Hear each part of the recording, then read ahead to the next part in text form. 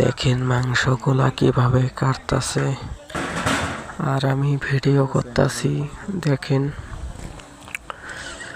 মাংসগুলো অনেক তাজা। দেখেন কিভাবে কাটতাছে,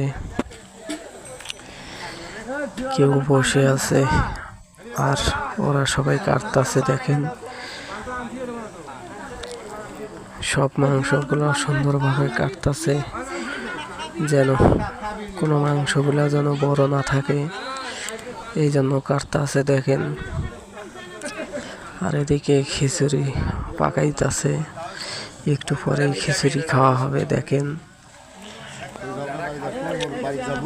দেখেন ভিডিওটা যাদের ভালো লাগে লাইক কমেন্ট শেয়ার করবেন বেশি বেশি করে। দেখেন মাংসগুলো একদম তাজা মাংস। দেখেন কিভাবে কাটতাছে,